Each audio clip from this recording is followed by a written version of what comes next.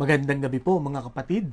Welcome po sa atin pong midweek praises, preachings, and prayers ngayon pong huling Miyerkules ng November. Muli tayo po ay dumako na sa huling mga araw ng buwang ito. At next week ay December na, ang huling buwan ng 2025. Napakabilis po ng mga araw. Ano po? Nawa sa malapit na po na pagtatapos ng 2025 ay masasabi po natin na talagang nakita natin ang pagkilos ng Panginoon sa buhay po natin, na sa pamagitan po ng kanyang biyaya, ang atin pong pananampalataya ay tumaas ang antas. Ano po? At nawa sa gabing ito mga kapatid, tayo po ay may maayos na kalagayan at malakas na pangatawan at handa na pag-aralan po ang kanyang salita. Kaya buksan na po natin ang ating pong mga Bibles sa Matthew chapter 5 verses 43 to 48. Matthew 5 verses 43 to 48. Ang sabi po dito, "You have heard that it was said, love your neighbor and hate your enemy. But I tell you, love your enemies and pray for those who persecute you, that you may be sons of your Father in heaven. He causes his sun to rise on the evil and the good, and sends rain on the righteous and the unrighteous. If you love those who love you, what reward will you get? Are not even the tax collectors doing that? And if you greet only your brothers, what are you doing more than others? Do not even pagans do that? Be perfect, therefore, as your heavenly Father is perfect." Pagpalain po ng Panginoon ang pagkabasa ng kanyang salita. Tayo po ay manalangin. Dakilang Diyos, sa gabing ito, sa aming pagdako sa huling Miyerkules ng buwang ito, kami po ay patuloy na nagpupurit, nagpapasalamat sa inyong pagpatnubay sa amin, pagsusustain ng aming strength, ng aming Panginoong buhay. Salamat po sa mga nadaan naming mga pagsubok, at kami, Panginoon, ay inyo pong pinagtagumpay. Alam ko po na marami pa rin sa amin marami pa rin struggle, Panginoon, at kami, Panginoon, ay nagpupurit, nagpapasalamat sapagkat hindi mo kami iniiwanan or pinapabayaan. You are patiently working in our lives, Lord. Kaya marami pong salamat at tulungan mo na kami sa aming pag-aaral ng inyong pong salita ngayong gabi ito. Ito ang aming dalangin sa pangalan ni Jesus. Amen. Ayon po sa Britannica.com, ang pinaka mapaminsala na sandata or baril daw po sa buong kasaysayan ng mundo ay ito daw pong AK-47. Ano po? Bakit daw itong AK-47? Because of its high circulation. Ano po? Ito po ay marami ang gumagamit, marami ang bumibili. Ano po? At ito daw po ay very reliable. Pag ginagamit mo ito, hindi ito bumabara at hindi ito kaagad-agad nasisira.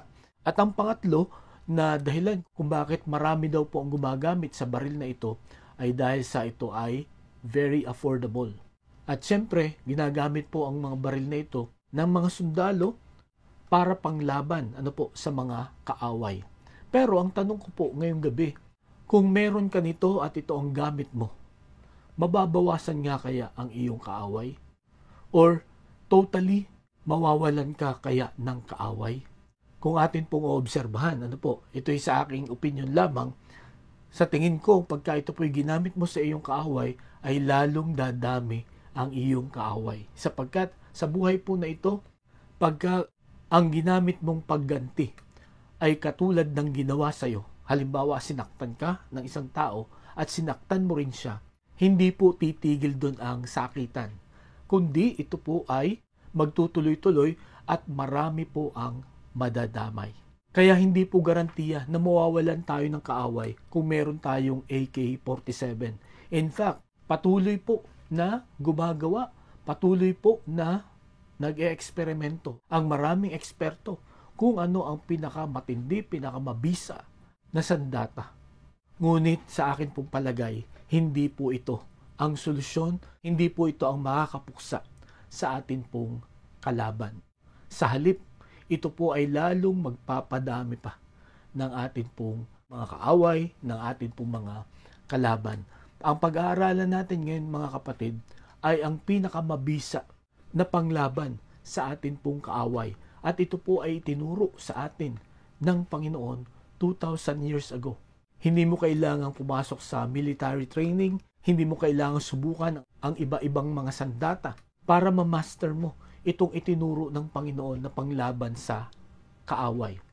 In fact, ang itinuro po na sandata o paraan ng Panginoon para labanan ang ating mga kaaway ay kabaligtaran ng atin pong natutunan, kinalakihan at ginagawa sa mundong ito.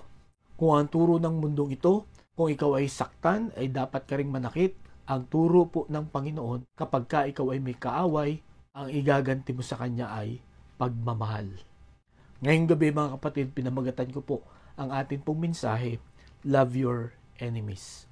Love your enemies. Mahalin mo ang iyong mga kaaway. Nito pong nagdaang mga Miyerkules, ang atin pong pinag-aaralan ay ang mga paradox teachings of the Lord Jesus Christ. Ano po? Yung mga kabaligtaran ng mga itinuturo ng Panginoong Hesukristo. Baligtad ito sapagkat sinasalungat ng katuruan ng Panginoong Hesukristo na ito ang kinasanayan ng mga tao na gawin. Ano po? Katulad na lang yung ating mga pinag-aralan nung mga nagdaang Miyerkules nga.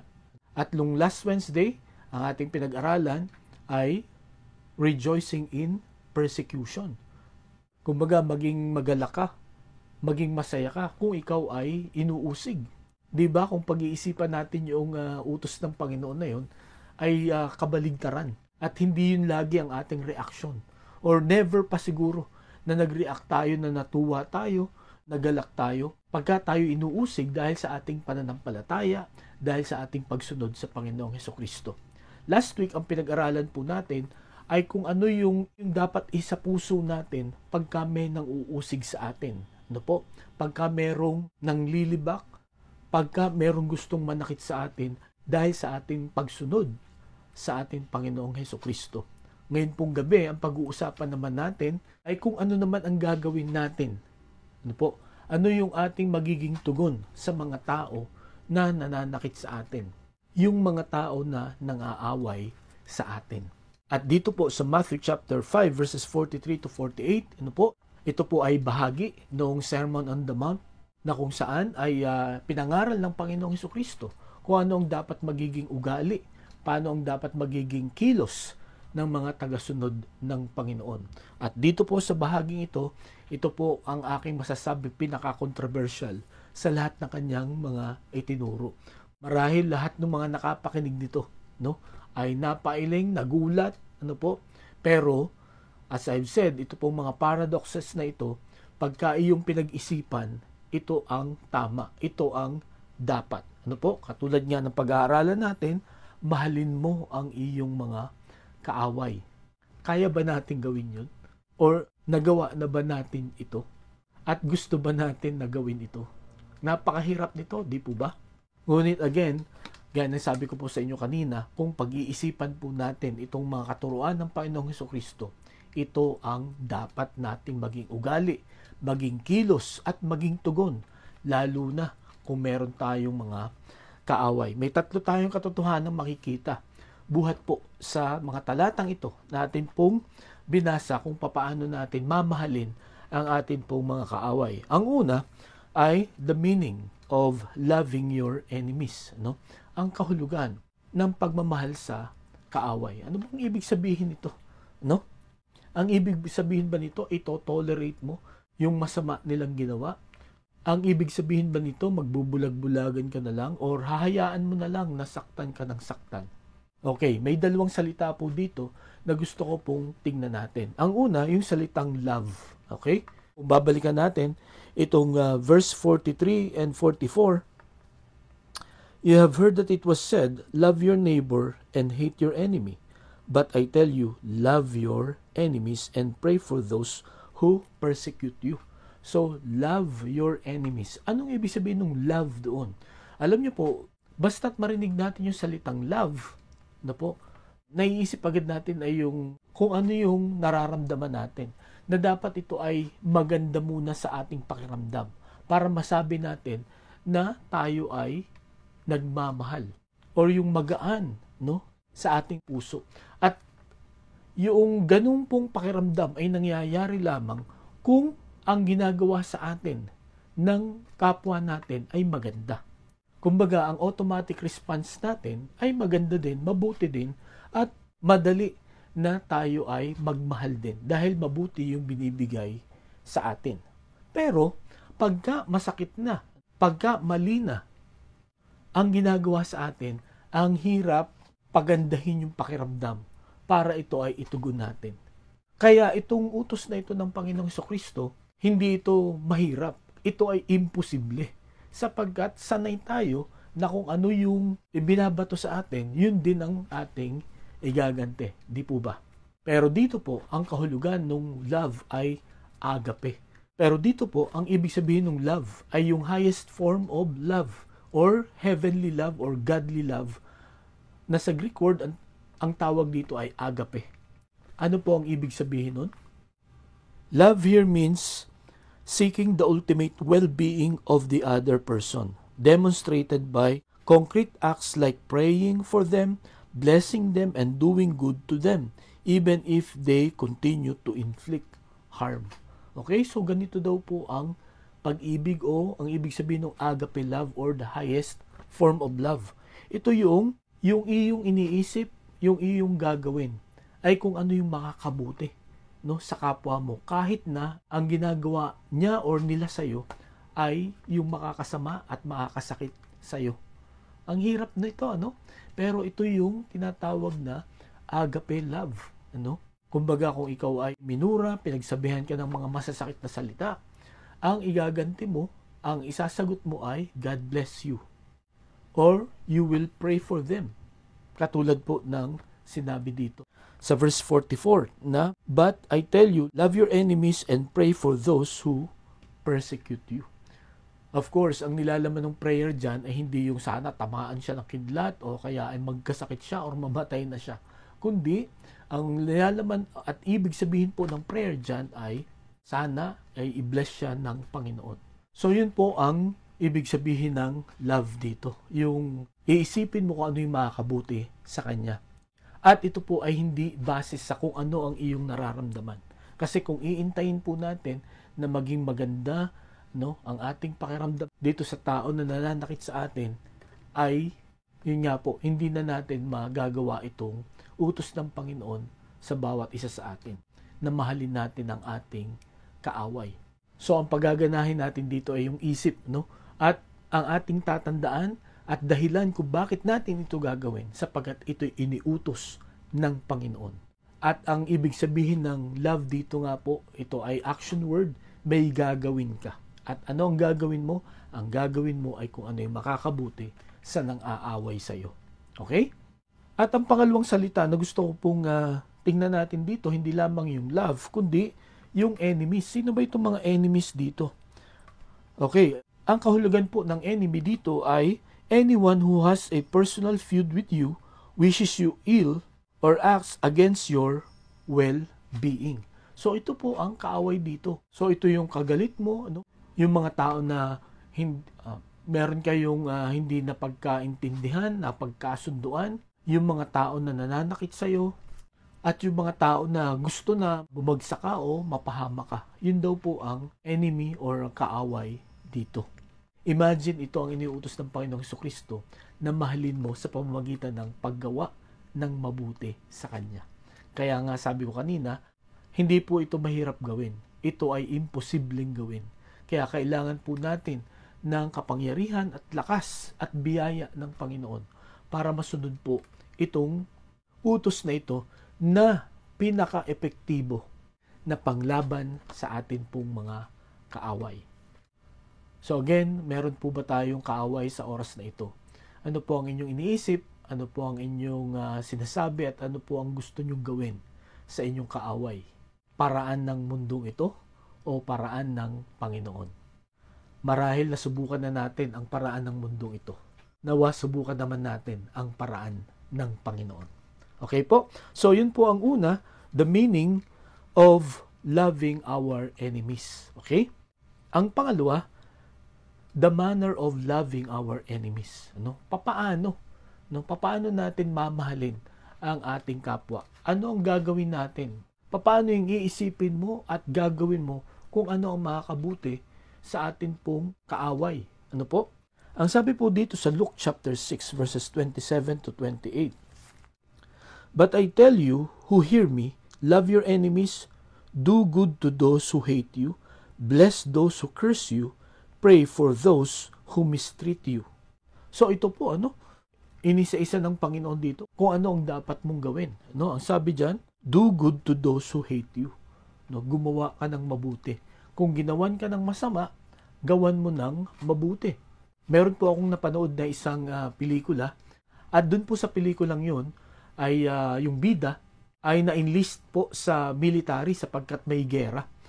Ngunit yung kanyang mga kasamahan sa barracks ay nagagalit sa kanya sapagkat every morning nakikita nila itong taong ito na nagbabasa ng Bible, nagpe-pray muna bago kumain.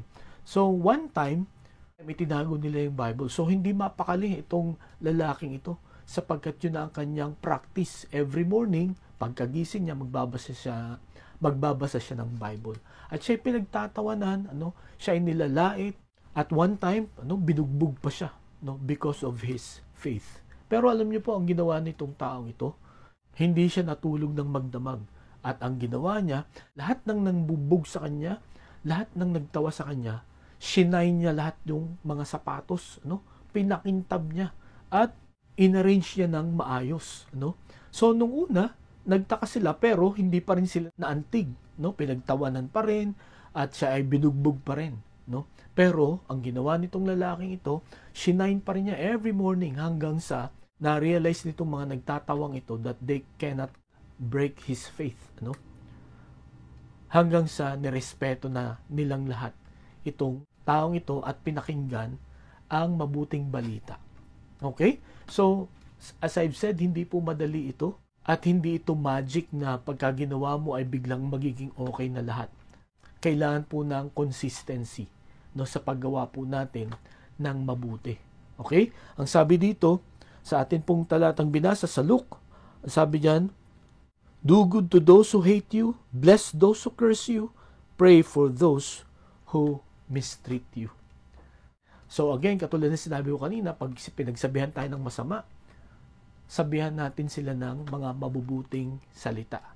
At ipanalangin natin yung mga umuusig sa atin, na nawa ay malinawan sila sa kanilang pag-iisip. At ito po ay ginawang halimbawa ng Panginoong Hesukristo. Kung inyo pong naalala, nung siya po ay nakapako sa krus, ano po ang kanyang unang ipinanalangin? Ang sabi niya dito sa Luke chapter 23, verse 34, Jesus said, Father, forgive them, for they do not know what they are doing. Okay? Imagine, ang pinanalangin ng Panginoon sa kabila ng matinding cruelty, torture na ginawa sa kanya. Ang una niyang sinabi, nung siya po ay nakapako na sa krus, Father, forgive them. Okay? Patawarin mo po sila. At yan din po ang sinabi ni Stephen dito po sa Acts chapter 7, verse 59 and 60. Ito po ay nung si Stephen ay binabato hanggang mamatay because of his faith. Ang sabi dito, while they were stoning him, Stephen prayed, Lord Jesus, receive my spirit. Then he fell on his knees and cried out, Lord, do not hold this sin against them. When he had said this, he fell asleep. So dito, sabi ni Stephen, huwag mo silang parusahan dahil sa kasalanan ito.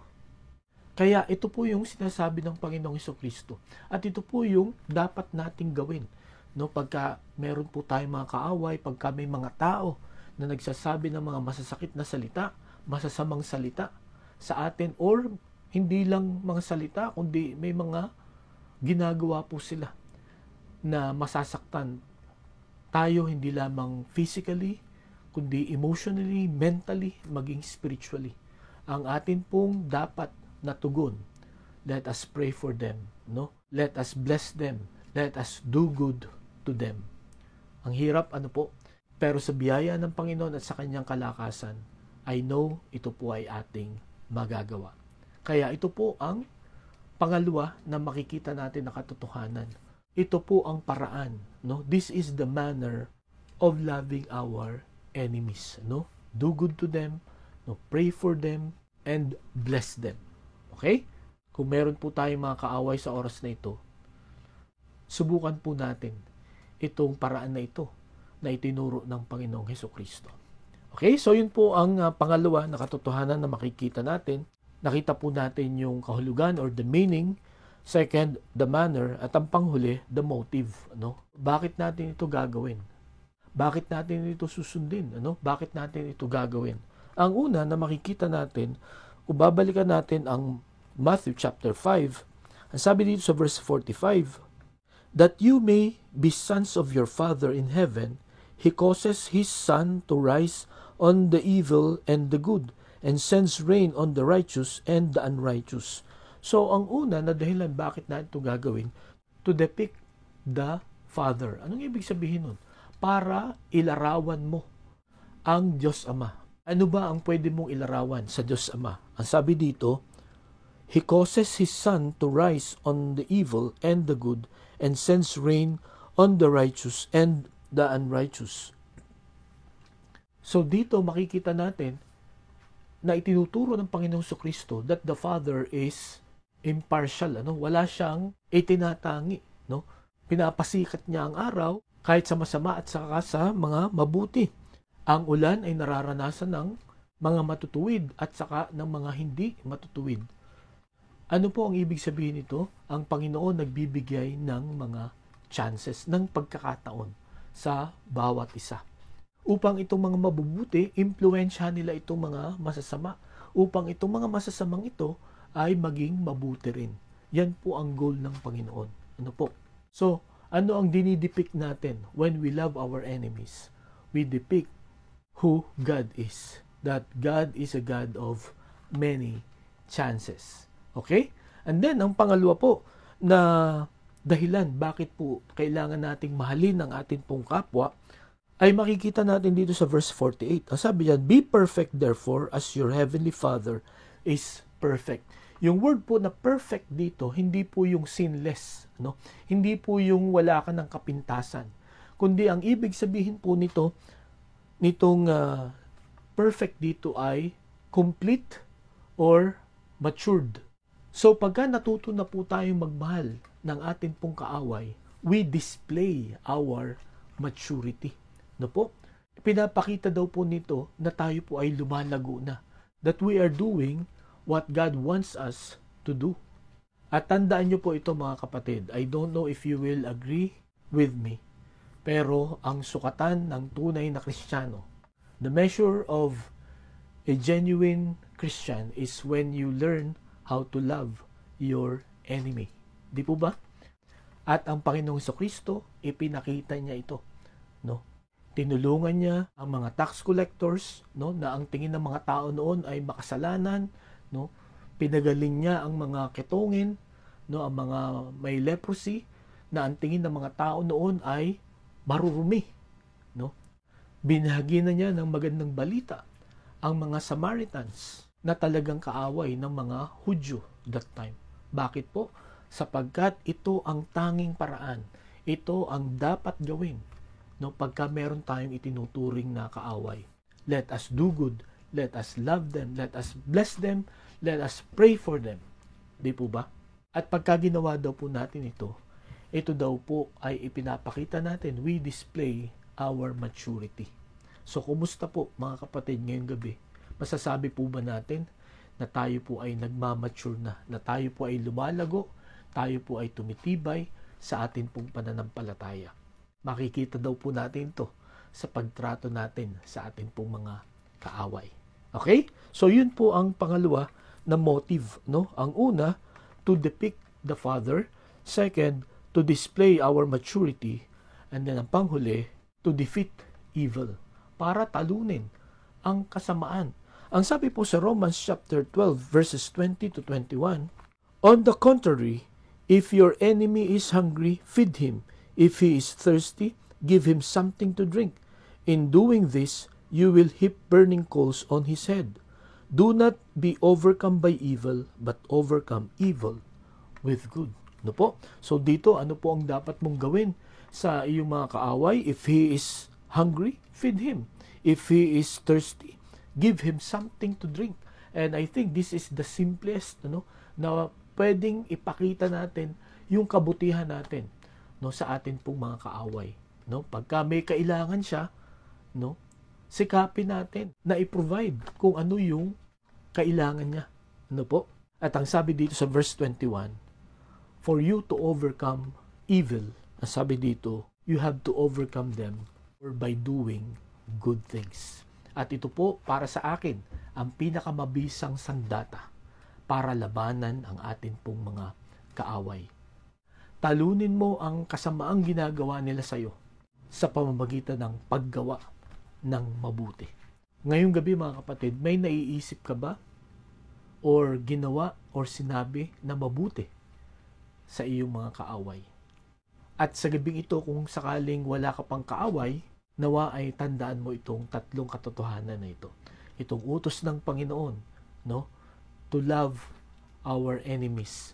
Sapagkat dito lang natin matatalo at ma-eliminate itong mga kaaway na ito by doing good to them. Sa 2 Kings chapter 6, verses 8 to 23, ay meron po dito na pangyayari sa Israel na ang hari ng Aramean ay sinugod ang Israel. Ngunit sa kanilang pagsugod, ito pong propeta ng Israel na si Elisha ay winawarningan yung hari ng Israel na, huwag kayong pupunta dyan, huwag kayong pupunta doon kasi aambushin kayo doon ng ating kalaban. At yun nga, laging nabibigo itong mga Aramean armies at maging itong hari na talunin itong Israel. At nagalit siya sa kanyang mga kawal kasi akala nung hari, merong isa doon na sinusumbong ang kanilang plano. Pero, ang sabi ng ibang mga kawal, meron po silang propeta doon na ang pangalan na Elisha. Siya ang nagsasabi kung ano ang ating plano. Kaya tayo ay laging nabibigo. Kaya lalong nagalit itong King of Aram, sila ay sumugod, hinanap nila itong si Elisha. At nung malaman nila kung nasan si Elisha, pinalibutan, no, na yung kanyang tinitirhan. At yung katulong ni Elisha ay takot na takot, no? Sapagkat sila napapalibutan. Pero anong sabi ni Elisha? Huwag kang matakot sapagkat mas malakas yung nasa atin kaysa mga kawal na yan. At nag-pray siya, sabi niya, Lord, i-open mo ang mata nitong aking katulong na ito. At nung binuksan ng Panginoon yung mata ng katulong, may nakapalibot na chariots of fire sa kanila. At yon, pinag-pray ni Elisha na bulagin itong mga Aramean armies na ito. At sinabi niya na doon sa mga Aramean armies, kasi nga bulag silang lahat, na ililid sila kung nasan si Elisha. Pero ang ginawa ni Elisha, pinasok itong mga Aramean armies na ito dito po sa teritoryo ng mga Israelites. At nung sila ay naandun na sa teritoryo ng Israelites, pinanalangin ni Elisha na buksan ang kanilang paningin. At nung sila ay makakita, yun na, trap sila. No? Kumbaga, iniintay na lang nila kung paano sila papatayin. At ang tanong ng hari ng Israel kay Elisha ay, kung titingnan natin sa 2 Kings chapter 6, verse 21, ang sabi po dito, when the king of Israel saw them, he asked Elisha, shall I kill them, my father? Shall I kill them? Verse 22, do not kill them, he answered. Would you kill men you have captured with your own sword or bow? Set food and water before them, so that they may eat and drink, and then go back to their master. So he prepared a great feast for them, and after they had finished eating and drinking, he sent them away, and they returned to their master. So the bands from Aram stopped raiding Israel's territory. So dito po ang sabi ng hari ng Israel kay Elisha, papatayin na ba natin yung mga yan? No? 2 beses pa niyang inulit. Pero sabi ni Elisha, hindi. No? Pakainin mo yan, painumin mo yan. Magkaroon tayo ng piging. At yun nga ang nangyari. No? And then after that, after ng kasiyahan, pinauwi na itong mga armies na ito. At napakahalaga nitong sinabi dito sa last sentence. Sabi diyan, so the bands from Aram stopped raiding Israel's territory. Okay? Tumigil na sila na sakupin, na sumugod, na awayin itong mga Israelites. What if kung sila ay nakipaglaban? What if kung pinatay nila itong mga Arameans na ito? Ano ang magiging reaction ng King of Aram? Gaganti yan, sigurado. Magbubuo yan ng mas malaki, mas madaming puwersa para sumugod sa kanila. Pero anong ginawa ni Elisha? No? Katulad din ng ating mga nabasa dito sa Romans chapter 12, no? Pagka meron kang kaaway, painumin mo, pakainin mo. Okay? At ganun ang ginawa dito. At dahil doon, hindi na sila inaway, no? Kumbaga naputol na yung galit ng King of Aram at ng mga Arameans sa mga Israelites. At ito po ay napakaliwanag na halimbawa na pwede rin po nating sundan. At yun nga po ang Panginoong Hesukristo. Sabi niya pwede siyang tumawag ng mga legions of angels para ipagtanggol siya. Pero hindi niya ginawa, no? Sa halip, ang ginawa niya sa kanyang unang panalangin, sa kanyang unang salita sa cross, he asked the Lord to forgive his enemies. Ngayong gabi mga kapatid, binigyan tayo ng Panginoon ng napakabisa na sandata para labanan ang ating pong mga enemies. At ang sandatang ito ay hindi baril o hindi kung ano pa man na mapanakit, kundi ito po ay pag-ibig. At dahil ito ay galing sa atin pong Panginoon, ito po ay dapat nating sundin sapagkat kung gagawin natin ito po ay epektibo. Hindi na natin kailangan gumastos, hindi na natin kailangan ng any military training. Ang kailangan lang po natin mga kapatid ay tayo po ay magpasakop sa Panginoong Hesukristo at sundin natin kung ano ang kanyang utos. Humingi po tayo ng kalakasan at biyaya sa kanya upang matutunan po natin na mahalin ang atin pong mga kaaway. Tayo po'y manalangin. Panginoon, salamat sa inyong salita. Ang aming sistema, Panginoon, ay nagre-resist sa utos na ito sapagkat ang kinasanayan namin na reaksyon sa amin po mga kaaway ay kung kami ay saktan, ay sasaktan din namin. At napakahirap, Panginoon, na kalimutan ito at palitan ng iniuutos mo sa amin. Pero Panginoon, nakita namin at kung aming patuloy na pag-iisipan, ito ang dapat. Mahalin namin ang aming mga kaaway. Panginoon, ikaw po ang tumulong sa amin sa ganitong bagay. Bigyan mo kami ng sapat na pagtitiwala at biyaya para gawin, Panginoon, ito. At nawa, sa amin na may mga kaaway, gawin namin, Panginoon, kung ano yung iniuutos mo. Help us to pray for them, to bless them, and to do good to them. Upang kung hindi man mawala ay mabawasan po ang amin po mga kaaway. At nawa matandaan namin itong salita mo para alam namin kung anong gagawin namin kung kami makatagpo ng mga difficult people, Panginoon. Lord, please help us to love our enemies. Ito aming dalangin sa pangalan ni Jesus. Amen. Maraming salamat po sa inyong pakikinig. Pagpalain tayo ng Panginoon. Mag-iingat po tayo at magandang gabi po sa bawat isa.